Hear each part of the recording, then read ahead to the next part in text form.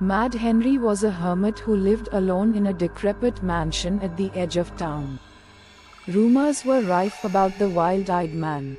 Some folks said that he was a magician who called upon the powers of darkness to wreak havoc upon his neighbors. Others called him a mad doctor who could restore life to foul corpses from the local cemetery.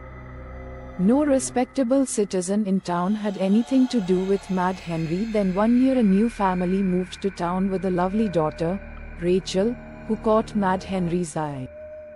He showered the maiden with gifts: goblets of pure gold, necklaces of pearl, and a pot of daisies that never dropped a single petal. Despite the gifts, Rachel fell in love with another, Geoffrey, a handsome young man just home from university. A week after meeting they eloped, leaving behind a stunned Mad Henry. When Rachel and Geoffrey returned from the elopement, they threw a big ball and invited everyone in town. While Rachel was waltzing with her father, she heard a clap of thunder. Lightning flashed again and again. Suddenly, the double doors blew open and a breeze whirled in, bringing with it the smell of dead, decaying things.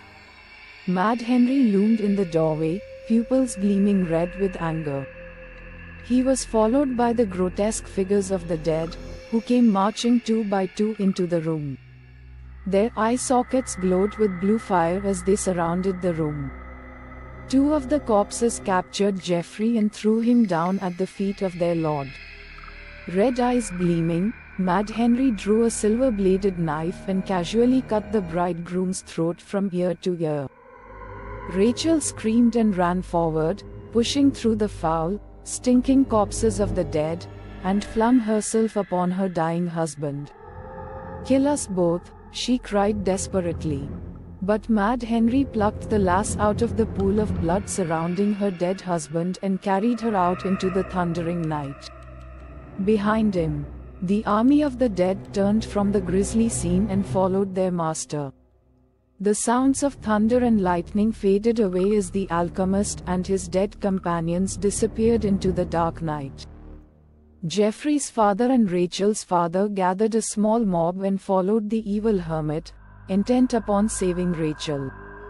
When they searched Mad Henry's house, they found it completely empty save for a light, which shone from a series of mysterious globes that bobbed near the ceiling of each room.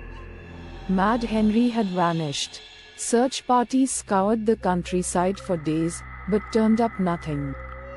Geoffrey was buried in the local cemetery, and the dance hall was torn down. No one in town spoke about what had happened, and no one dared imagine what had become of poor Rachel. A year to the day after the ball, a timid knock sounded upon the door of Rachel's parents' home. When her father opened it, he saw a gaunt, grey figure on the stoop. Her eyes were dull with exhaustion and pain. It was Rachel. Her tongue had been cut out so she couldn't speak. But when she produced a knife from her tattered garments, the knife with a silver blade that they had last seen in the hands of Mad Henry, the gleam of satisfaction in Rachel's eyes told them that hey, streaks of blood that coated the knife were those of Mad Henry. That night, Rachel died in her sleep with a peaceful smile upon her ravaged face.